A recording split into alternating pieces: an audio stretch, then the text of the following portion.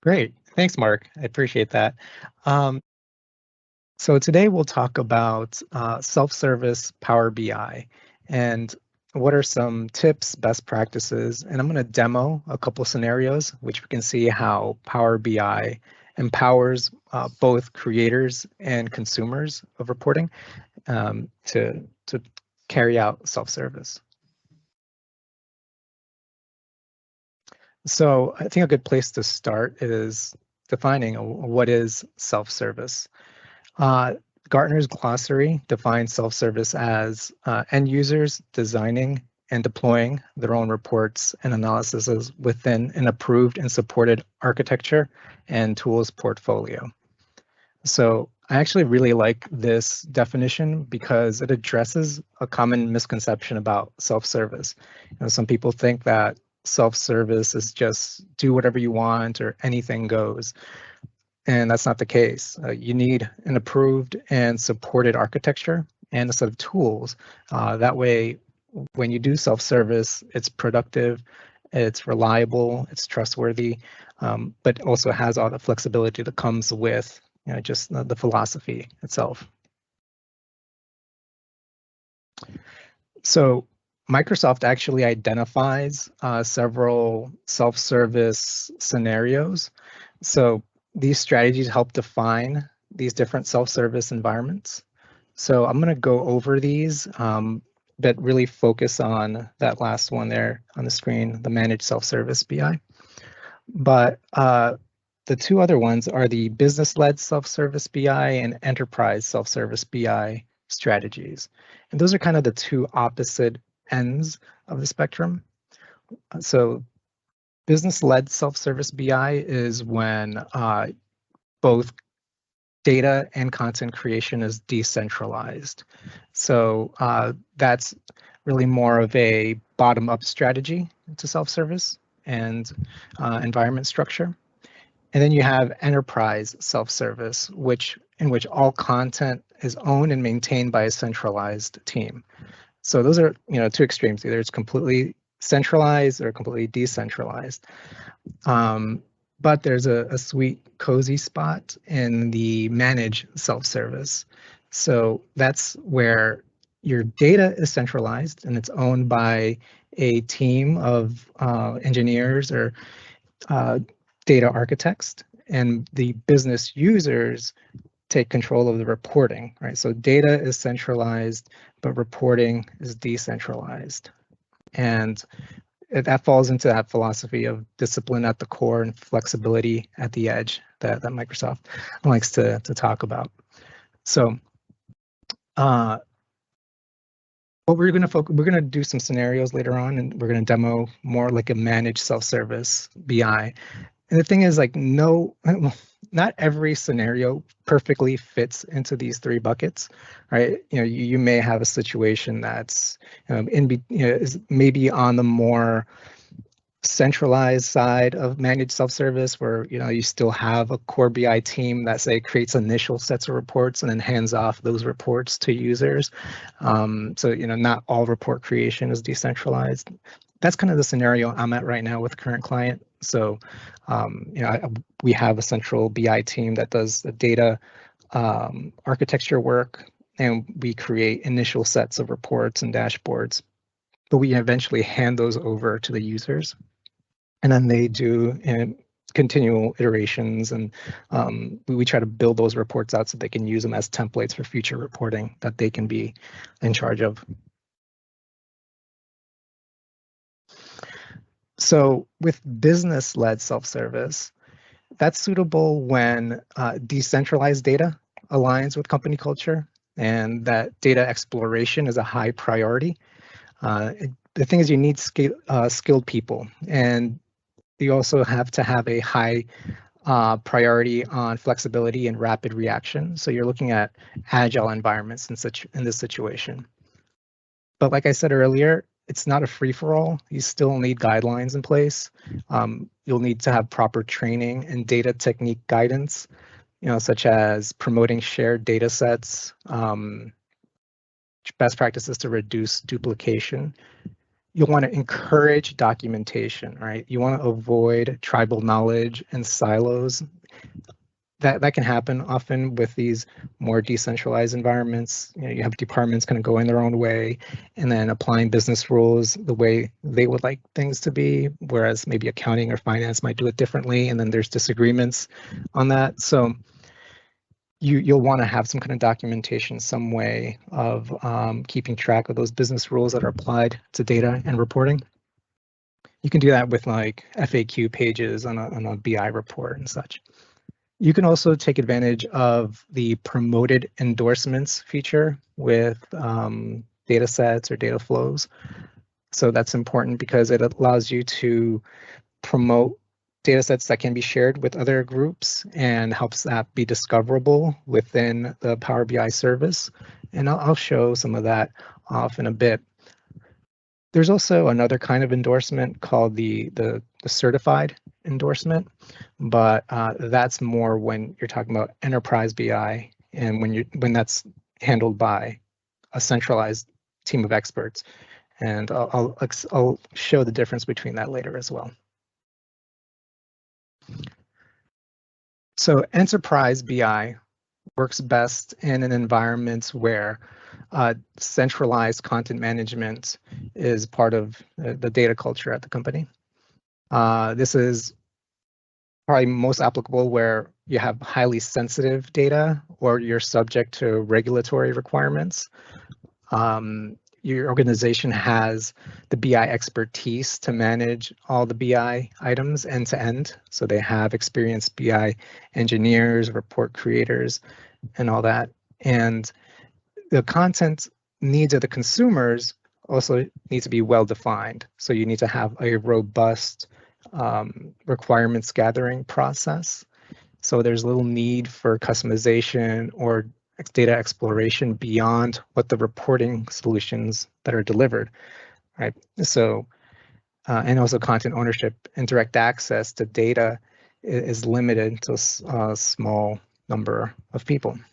So this is more like a waterfall situation, right? So you have reports that are clearly defined, everything has been signed off on, and then you won't before they even go into development. I actually worked with a financial services client recently where this was the case. We maintained all the data. We only gave users access to specific pieces of the requested data, and all report creation requests had to be highly documented and designed before they were going into development. And then once we did deploy them, they went through rigorous UAT. So yeah, that's more like enterprise BI.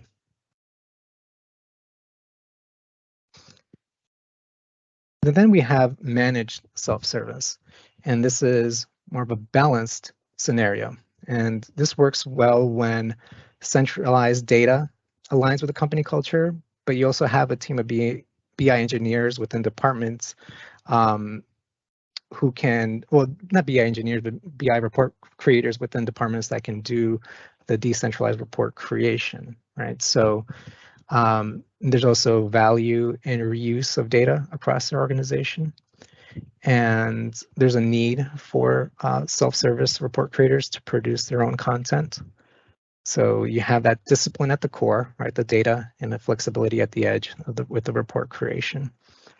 And some guidance here is you want to train users to create separate data models and report develop, and you want to separate models and report development, right? You want to create a live connection between your reports and your data sets so that you can reuse data sets.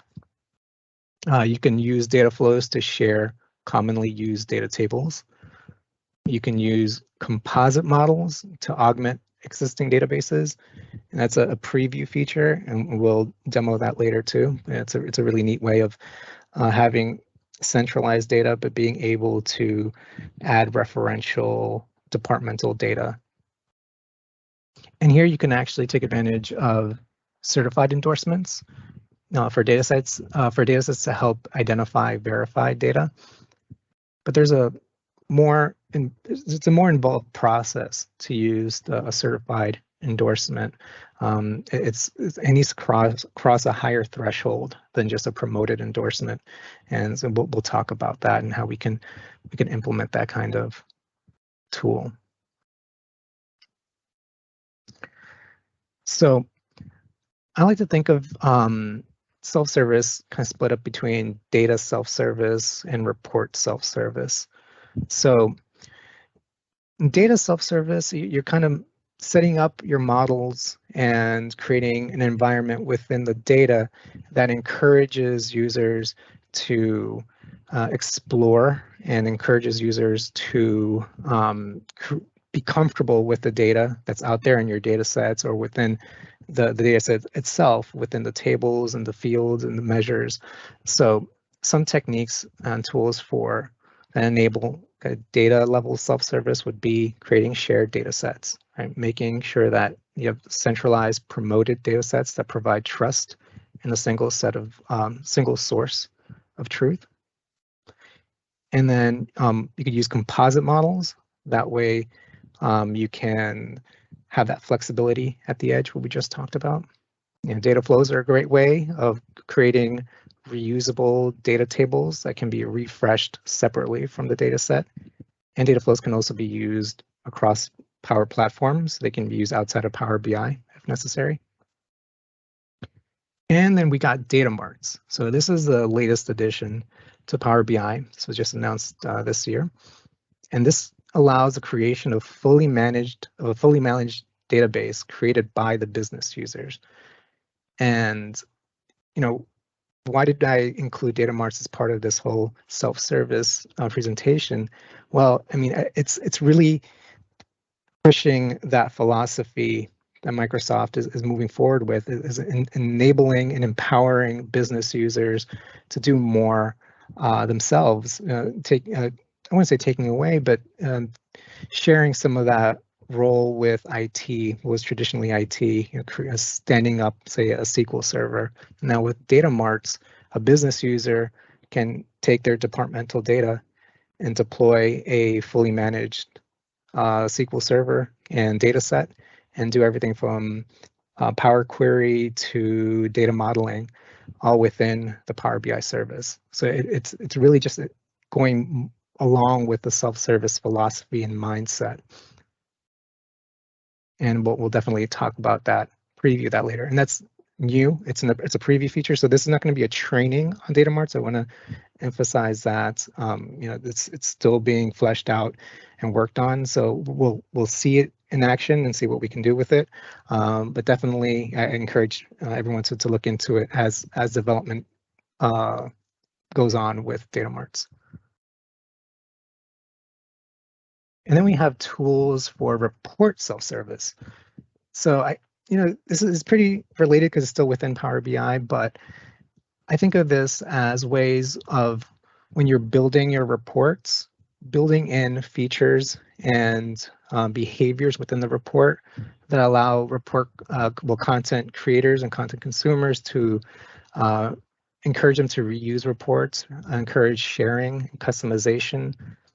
And you try to anticipate different report requests and report needs. In some ways you can do that are with dynamic filters. Which allows for measure switching and customization within a report. You can use field parameters, which allow you to reuse visualizations across multiple fields. And this is also a preview feature. So this is also new, and you'll need to enable that, and we'll talk about that. And then you could also use bookmarks. So it's kind of similar to field parameters. It allows you to change report design. You can anticipate reports, variations, and provide flexibility to content consumers. And another thing is you want to make sure you have an organized model.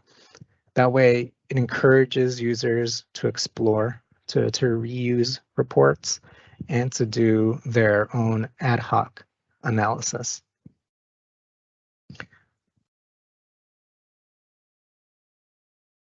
So I wanted to keep the slide portion of this presentation kind of short because I really want to lean on the techniques and showing some of this stuff off in Power BI. So I'm going to move over to Power BI in a second, but let's talk about a certain scenario that might come up. Let's say we have a new report request. Say I'm a BI developer working with a business user, and that the business user requested a standard sales report, but they weren't exactly sure what kind of fields and measures they wanted to see on the report. And this often happens when you have somebody fresh and new to BI. They'll just say, hey, can you come up with something and we can work with it. So let's see what I can come up with as a first pass on that kind of report.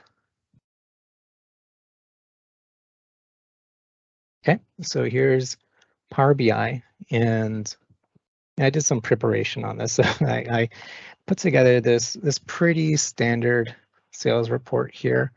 You see we have a variety of measures. Well, actually, we only have one measure here, sales. We have a variety of visuals. We have sales by color, sales by channel, sales by category and trend. So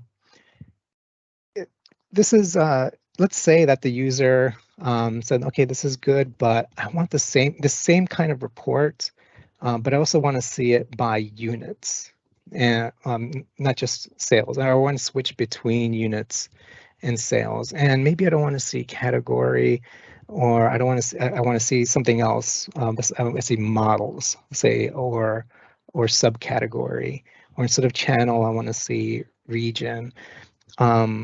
But the same report. So they want, I've seen this so many times where you have reports that are exactly the same, but just variations on the fields that are used on the report, right? And it's just this redundancy and report creation, and people just churning out reports that look exactly the same, and then and they're not sharing data sets, right? And they're they each have their own data sets, and so somebody's creating their own measure or redefining fields or things like that, and so things start to get disconnected.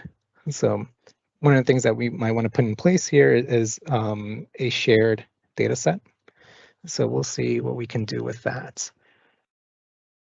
Let me pull up my second pass on this report here.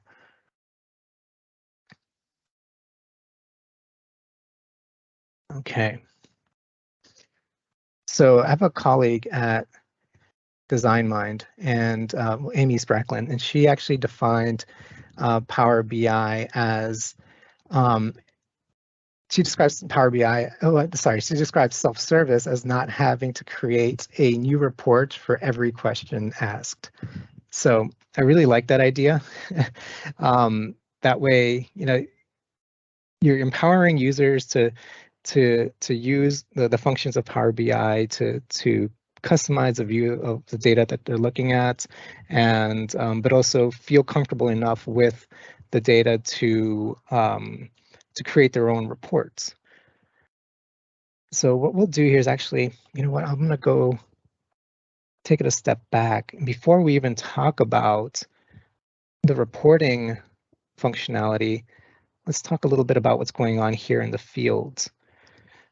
So you see here, I've actually organized my field panel here, and I've got these folders, right? So I have everything organized under fields or measures. And let me take a look at the modeling panel here. And so, I've been on many Power BI projects, and this is actually a very small data set.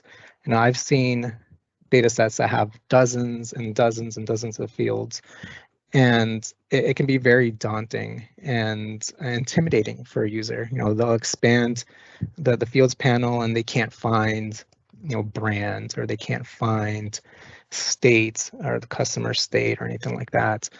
So they just give up on looking for data on their own. They'll just come back to the content producer or developer and just say, hey, can you just change this from brand to varietal, or can you just change this from region to state?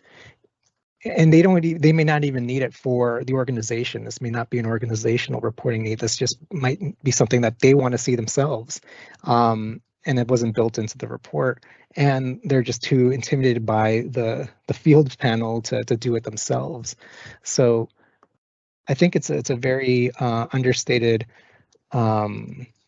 technique to organize your field panel. And it's more of a science, more of an art than a science, really. There's some things that we can do. For example, let's expand the sales table here. So you notice that we've got keys, right? And this is a very common scenario, right? You have fields that are built into your model that don't have reporting functionality. They only exist to facilitate, like, say, relationship management, or maybe referential data, or kind of sorting, apply sorting to measures and things like that, or to fields. So they're not things that the user will need to create visuals. So we hide those, and then we can put those, say, keys in a key display folder. So here's the thing. In order to add things into folders, you select the fields. So I can group these, and then you can enter the display folder that you want in the properties panel here. So you see here I have it set to keys, and these other ones, say these here, have these, and these belong to the fields display folder. Just being a Windows user, maybe you might be tempted to right click and create folder or something like that. That's not going to work. You need to select your fields and then enter the display folder value there. But let's look at our customer table here. So we have fields, and then we've got customer and location. So this is interesting, right? And this is like a subfolder. So how do we do that? Let me select these two here. And the way you build that out is by using kind of a path in the display folder property here. So you have see fields and \customer, and that creates that fields customer subfolder hierarchy. And you can put those fields in there. Okay, so folder organization, hiding any support fields, that's important. And also I wanted to show this here. You see we've got, go here, tuck these away.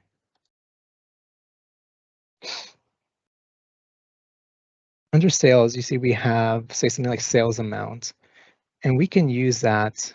Let me pull my other version of this report here, show that here.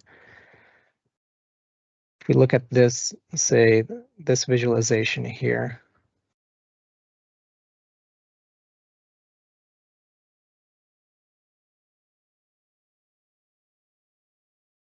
see here, I just drop, you could just drop one of these field, like data fields, into the y-axis there, and it'll do a sum, but maybe, or it might do a count, or it might do an average.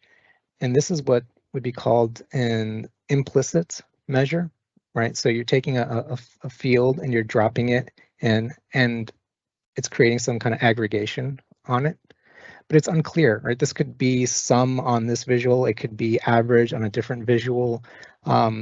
So it leads to kind of ambiguity. So the better approach would be to use an explicit measure.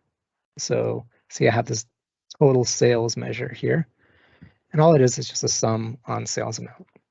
You can be more complicated than that, but it's pretty straightforward. The idea is when you are dropping in measures onto your visualizations, you'll want to use explicit measures, so that whenever you're dropping this into a report, it's always going to be a total on sales amount. It's always going to be a sum. And you can create a max on sales amount or an average on sales amount, or a count, or however you want, or whatever you want.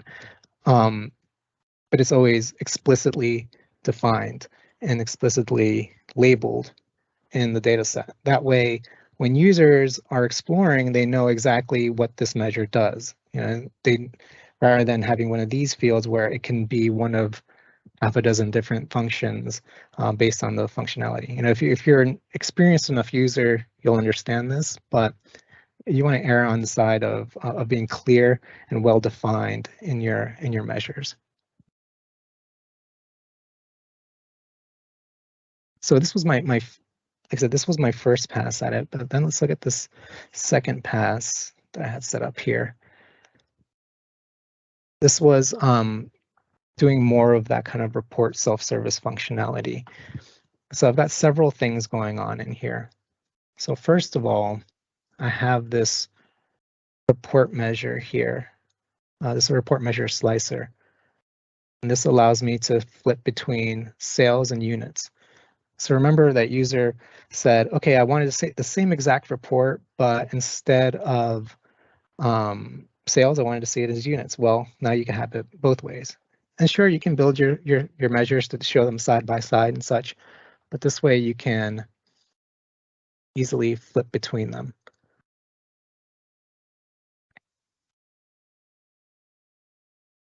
So I actually have, let me take a look here. So actually, I love to use tabular editor here. So just to show the DAX involved there. So it's this total selected is what I'm using here. Let's see here, visualizations, selected measure, and then so yeah, that's being driven by a selected measure table. So this was a table that I created with those two values, units and sales. And then I have in my visualizations, I have total selected is the measure that I'm bringing into my visualizations. And total selected looks at the selected value of that table driven by the slicer, and it displays one of two measures, either total sales or total order quantity based on either units or sales. So that allows the flipping around between these two. And also notice that the title of the visualization changed as well, right? So that went from units trend to sales trend. So how can we do that? I'm going to click on Format Visuals, go to General, go to Title here, and we can do a conditional formatting on the title itself. And so we're grabbing the field value of this trend title measure. And where is that? So that's going to be in, I have a report groups table, and I have a titles folder here, and I have a trend title measure. And it's, again, based on the selection there, it's going to display either sales trend or units trend. Now, there are different ways of doing that. You can concatenate strings and such, but just for the purposes of this here, I set it up that way. So this is a neat way, because otherwise, if you don't have the if you don't have this as a conditionally formatted title, it's just going to be something fixed. And in that case, if you don't want to go through the trouble of creating that kind of measure, that kind of dynamic measure, you'll want to give it like a generic, say, trend line title or something like that. That way, based on the selection, it doesn't really matter what you have there. And then maybe you'll want to have something else. You'll want some way of identifying what the visual is showing there.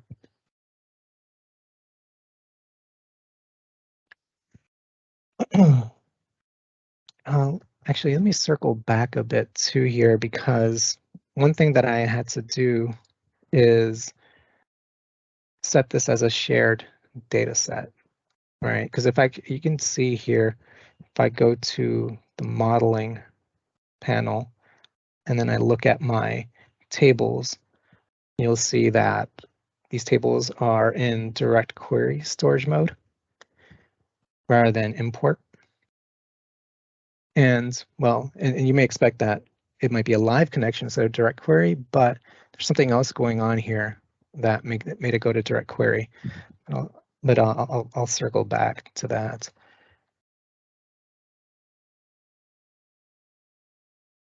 Say in this previous iteration of this, what you can do here, if you wanted to split your report and your model, it's pretty straightforward. All you have to do is, actually, let me expand that.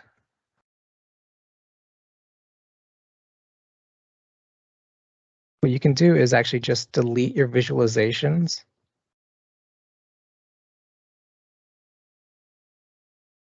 And you can just save your PBIX file and give it a generic title, like something that identifies it as a master data set. So, this is AdventureWorks data, so I just called it AdventureWorks master there. And then I'm not going to override it because I already have one there. And then you can publish that data set out. Yeah, sure. Actually, no. You can publish that data set out to the service. And then what you'll do is, let's take a look at the service here. Once it's up on the service, whenever you publish it out, you have both the data set file and the report file. You can delete the report file from there. So when I had uploaded this, I had the two files. I just delete the report file, and then you just have the data set. And then when you create a new report, all you have to do is just do a get data and search for your data set. So I have a blank report here. I'll do get data, Power BI data sets. I'm signed into the service, and there's a bunch of data sets there.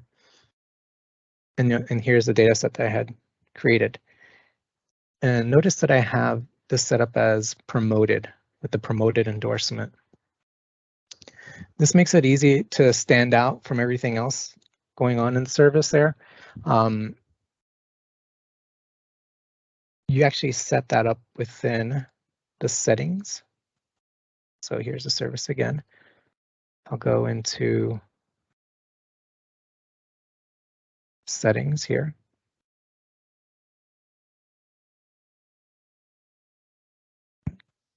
And then if you go down to endorsements and discovery,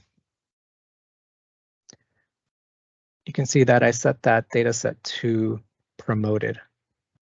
So this makes the data set stand out, and you can make it discoverable, so it can be discovered without having to, and they can request permissions to access that data if needed.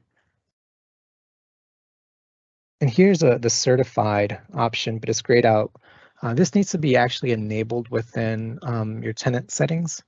In my environment here, it's not set up yet, but I actually do have a client environment where this was set up, and I just took a screenshot of that admin portal there. So it's in the tenant settings under admin portal. You'll see certification. I'll see that in that case it was enabled, but you want to provide a URL for a documentation page. So that's going to be important because a promoted data set is great. It identifies data that can be shared with other users and can be used for self-service. But a certified data set is a data set that has gone through rigorous UAT by the content owners, by the key business contacts, and you'll want a actual, maybe a SharePoint page or some kind of form where people can click on it to see who was the person that did the UAT, when did they sign off on it, and who's the contact person if there's issues with that data set, right? And so this URL would list every data set that's certified, when it was certified, who did the certification, who did the UAT, when did it pass UAT, and only a certain security group can actually apply that certification tag on content on the service. So it is a very high threshold, and it should be. This is data that's trusted. It's trusted by and verified by the business. So and there's a higher level of accountability for that there. So that's why you actually want that documentation page. But in our case, we didn't have that set up. That's okay.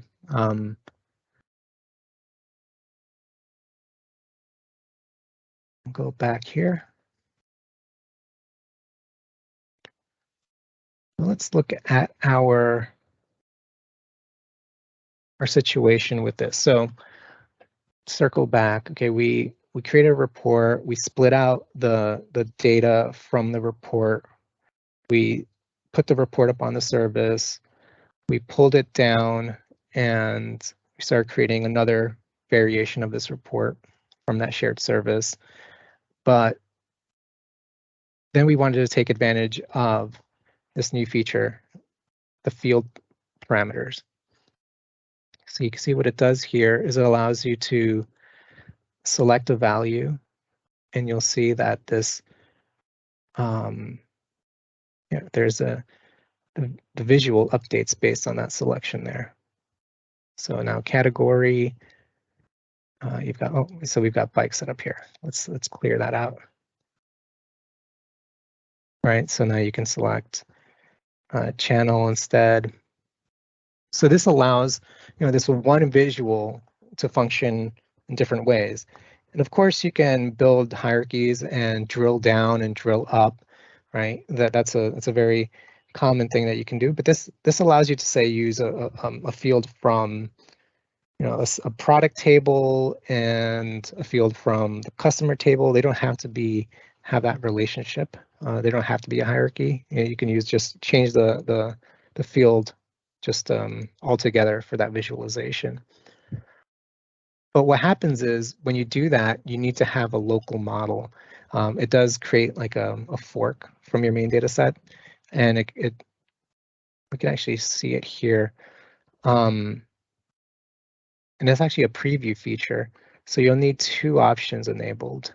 Let's go here to the options and settings and the options menu. Preview feature. So you'll need two things enabled for field parameters to work. You'll need the field parameters preview, and you'll need direct query for PBI datasets and AS if you have a shared dataset. So you need both of those enabled. If you're not using a shared dataset, if you're always just, for whatever reason, you're always using your own local dataset, you won't need a direct query. But in this case, we are.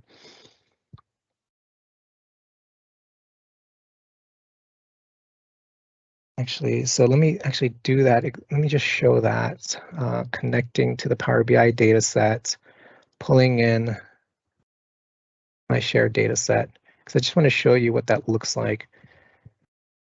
All right, I have my dataset pulled down, and then I'll go to modeling and say I want to create that field parameter, but I can't. See there, it's grayed out. So even though I have it turned on in my settings, I can't get to it because I'm on a shared data set. So what you'll have to do is you want to do transform data, and then it'll give you this direct query connection is required dialog. And then you'll add a local model there. So it'll connect to your data set there. And you'll say, you'll grab all your tables. It'll load it up through direct query.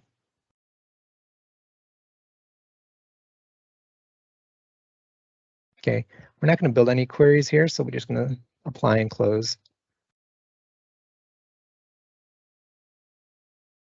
Now, if you click on modeling, you'll see that we have new parameters turned on. See, this is grayed out initially, but now we have it, and you can do fields, and then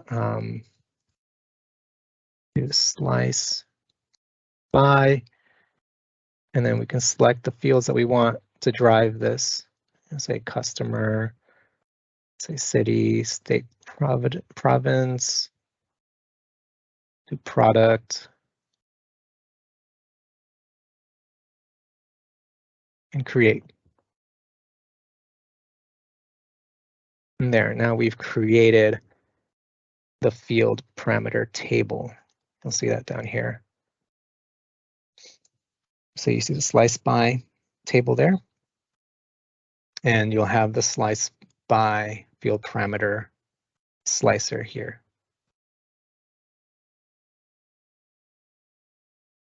But let's actually see that in our actual report there.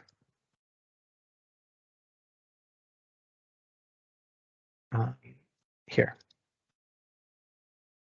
slice by.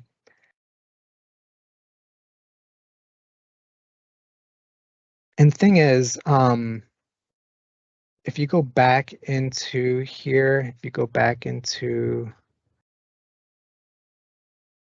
I couldn't find where you actually create, where you can edit an existing field parameter. But what you can do is just right from this, when you click on the slice by table, you can actually just edit the code here and say, let's say that I wanted to add another customer. Let's say I want to add postal code for some reason. Okay, do the good old copy paste there, put a comma there, change this to 6 for my sorting, and I'll change this to postal code, and this to match too.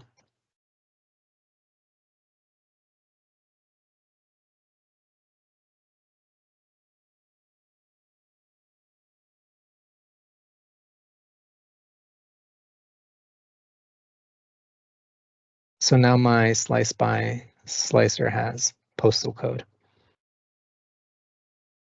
Maybe a different field would have been better, but the idea is now between this slice by slicer, the report measure slicer with a dynamic measure selection, and other standard slicers that you may have in your report, you've now created, you went from one version of this report to this combination of different report variations, right? You can have, you can add more slicers, and you can have more options to your slice by. And so you've created this situation where you've empowered the user to do a little bit more like this ad hoc analysis behavior, right? They can answer, they could answer their own questions. They could ask more questions rather than having to go to the developer to create those variations. So the decomposition tree is actually a really handy measure, as a visual to use, because it gives you that kind of flexibility and customization. Well, it's a straightforward visual, but it allows users to say switch between bikes and components. And now let's look at brakes. Let's look at front brakes, and let's look at the silver color, right? So this allows them, and if they want to change it, they can easily just change the explain by fields there. You know, if they have access to the data set, or if they're in the service, they can edit this, and then they can play with the visualization panel. So, you know, of course, users who have the ability to edit reports, they can easily go to one of these visuals and drag and drop fields in it.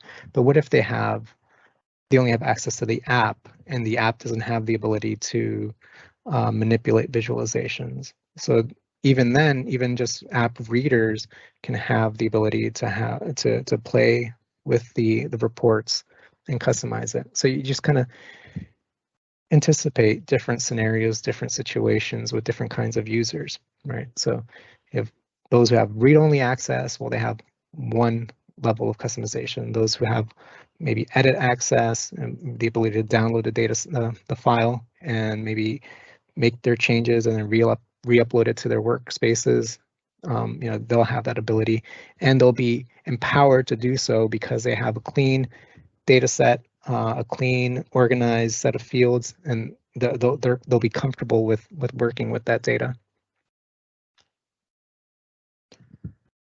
Another way you can actually use field parameters is having multiple selections. So for example, here we've got a page that takes advantage of that and bookmarks. So we've got this as a matrix where you can click here and now it's a table.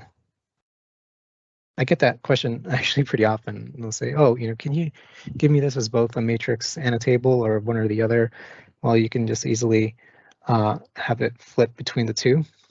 And then with the field parameter, you can manipulate what gets actually populated into that table. So say you want to run this by country, region, and then by category, by customer.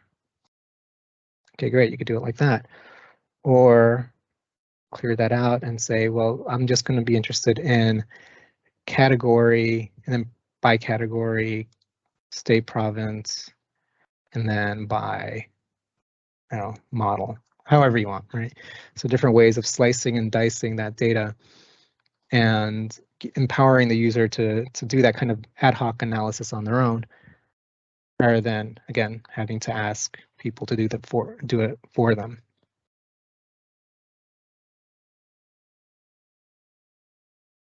Okay, so let's talk about another scenario here. No, but we talked about setting up reports for self-service. But what if you want to take advantage of some of that data self-service functionality, meaning that, let's say that you had a BI developer, he or she set up a set of reports and environment for us, and they're no longer there. They were maybe a consultant, and they've handed off to us. Or if I'm with a small department that we just spun up our own Power BI instance, and I'm somebody who's in charge of it all myself. So how do I take advantage of some of that data self-service functionality? So let's take a look at, say, a goals situation. So let's say I had some departmental goals. Let's say I have a master data set. I pulled that down, and my department came up with some goal numbers. Now they're not ready to deploy to the full organization yet, so I'm only going to pull it down for my own report, right? So what you can do is you could have that live connection to a data set, but then you'll click on the Excel workbook option, and again, if you have that direct query option enabled, it'll turn your live connection to a direct query connection and create that composite model situation. So I have my sheet here. Do transform data. So now I'm going to create a composite model, right? Using this data set that I've augmented the main data set to. I'm just going to cancel this actually.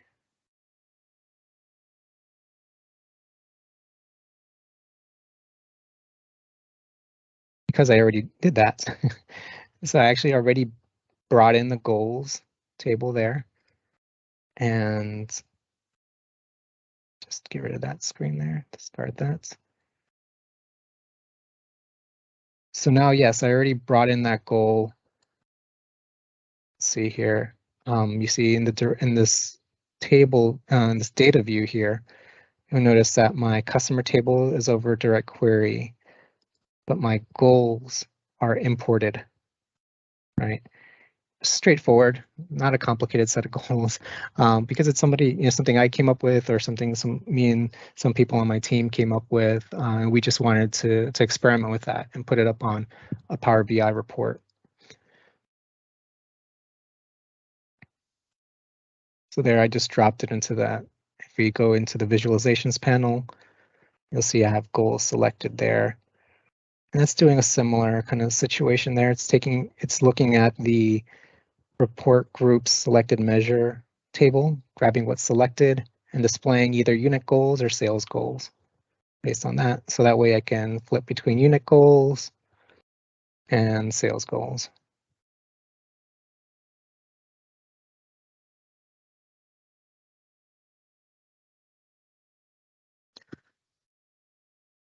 So that's great if we have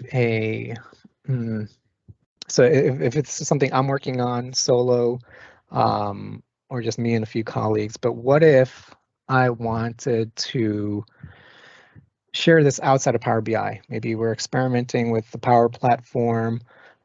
Maybe there are other data sets out there that may want to implement these goals, or they want access to maybe add additional goals or additional granularity to the goal or something like that. So how do we put it up somewhere where more people have access to it? Well, we can set it up as a data flow.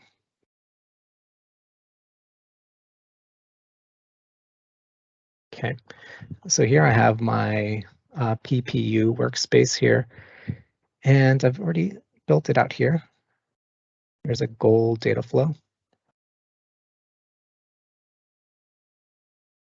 Right, because I'm not trying to do a training on each one of these features, right? Because I could spend an hour just on data flows itself, or more time on just Power BI visualizations, right? Each of these little segments could be an hour in and of themselves. So really what I'm trying to do is give you all ideas of things that you can implement to create that mindset and philosophy of self-service, and empowering more people within the organization to answer their own questions and develop these things. So with all these things, you can always look up the documentation and go through the tutorials on this. But I just wanted to show here, we've got a goals data flow. And what I did was, as you can see over here, my source is just that Excel workbook.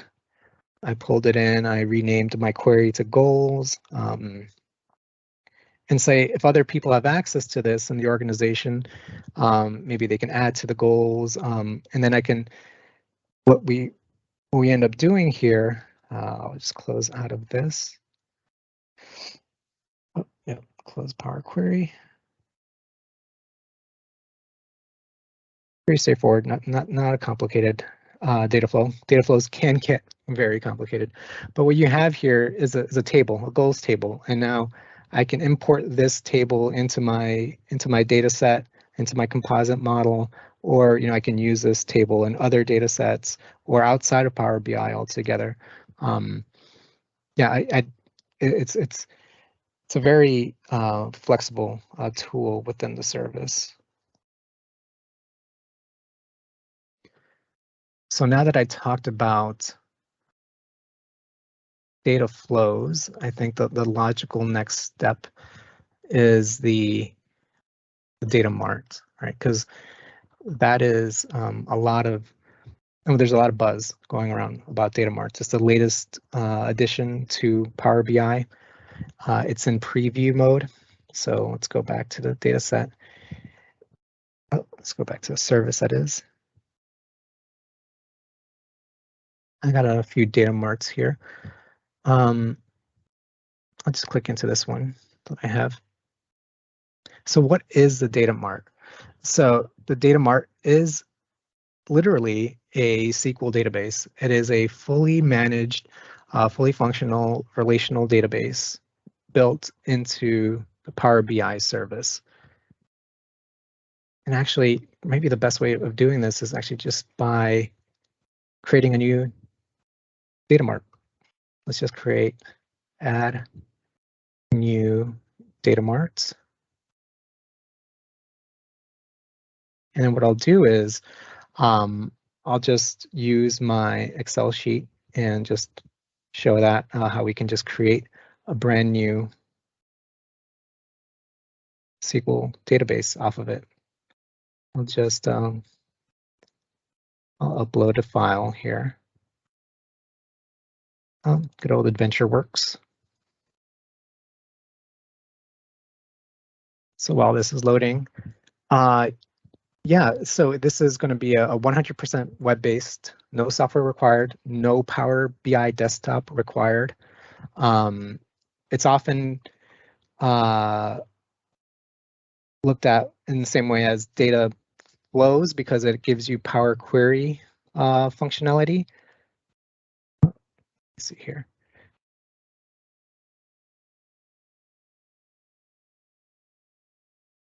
Click next. But it brings in, because with Power, with Dataflows, your data flow, your table is separate from your data set. With Data Marts, they're integrated. So now you've got Power Query, but you also have the ability to set up relationships, create measures, do row level security. So let me create that report there. Now create that data set, that is. Okay, and now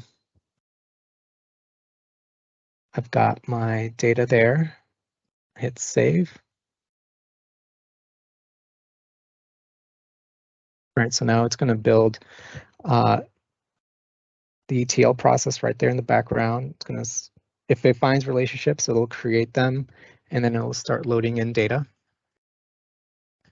Something to keep in mind is that you need to have PPU or premium capacity. This is a premium feature. Okay, so now we can go to the workspace. Let's give us a minute there. Actually, another thing that you can do with Data Marts is access them through SQL directly, because it actually does stand up a server there in the background. No need to set up a resource group or set up analysis services instance and then create the server or anything like that. It's all done in the background, tied to your premium setup there. Okay, so you see here I've got my data coming in, and usually, in terms of Power Query, this is where it ends, right? You pulled in the data. If this is a data flow, this is kind of where it ends.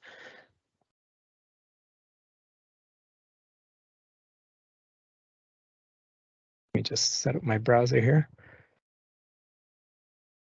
Let's see what you can do now is you can go in here and set up relationships. So you can set up your product relationship. So my product key will join to my product key, and you can set up your relationship there, so on and so forth. You can do all of that. I actually already did all of that in my data mart here. So let's just show that. So yeah, I already built up all my relationships there. Another neat thing is you could do row level security in here. So I already have a role for United States. You see here, the filter icon there tells me it's on sales territory. Country equals United States there. So I got my role, and I could assign somebody. I've got Amy set up in here. Sorry, no Europe for you, only you, United States. So you've got role level security, role level security built into Data Marts. And of course, you can build measures. I think I already built a couple here. Yeah, so I've got total sales amount there. If I want to build a new measure, I can build it in there. Let's do total units, sum, sale.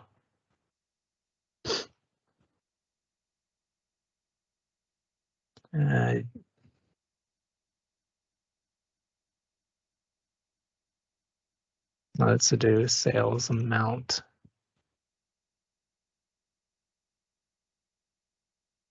Just duplicate that. Let's do total sales amount. No, we already have it. That's fine. That's the idea. So you can create measures there, and then actually, let's take a look at this. You could actually run queries as well. So here's a query I just set up, very straightforward. Selecting category, fiscal year, summing on sales amount, from sales, joining on product key, and date on date order key, basic stuff. But now you can run that kind of SQL query against your data tables. And then you could also build visual queries here.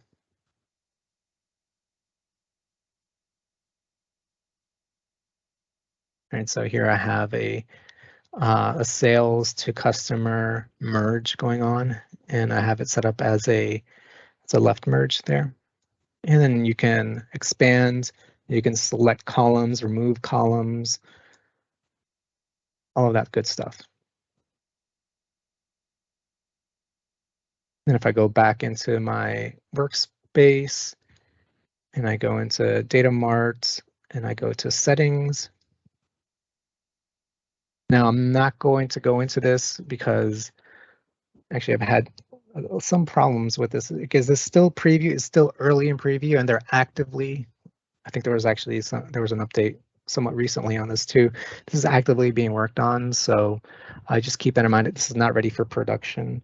But just the idea is if you go to server settings, you have a connection string, and you can use this connection string to connect to those views in SQL Management Studio. Just kind of whetting the appetite, just letting you know the kind of functionality that this is being worked on, and that's again, the philosophy with Data Marts is empowering the user to share some of that responsibility with the IT team. I'll say that this does not at all replace data warehousing, proper data warehousing. I think there's a 100 gigabyte limit with Datamarts. I think this is mainly built for departmental usage. So if your department wants to spin up a database and create this kind of situation, I think that's great for that. It also does not replace Dataflows. That's a very common question. How does this relate to Dataflows? Because of that Power Query functionality that it shares. But the idea is Dataflows still are its own thing. And if you have just a specific table that you want to reuse in other places, and you want to have it refreshed separately from the data set, that's what a data flow is great for. The Data Mart combines the data flow with the data set, so there's no need to refresh those separately. Those can be scheduled. You can have that scheduled refresh as one unit. So I think that's one of the benefits also of Data Marts, is that you can have that all within one space. So again, I actually highly recommend checking out the Microsoft documentation on introductions to Data Mart, and it just goes into detail of all the pros and cons, and I want to say pros and cons, but all the different features and the scenarios in which you want to use Data Marts, and just keep an eye on that space there as it gets updated. With that pretty much wraps up my presentation. That was a lot. We went everything. We went from just an empty workspace to creating reports and creating composite models and looking at data flows and data marts. So it's a lot. But the idea is the whole the whole concept is empowering self-service, empowering analysis, creating an environment where people are comfortable reusing reports and playing around with them, saving them, and just making people comfortable with the idea of taking advantage of all those features of Power BI. All right, thank you. Good night, everyone. Yeah, thanks so much, Raul. No problem. Good night, everyone. Great presentation. Thanks, Raul.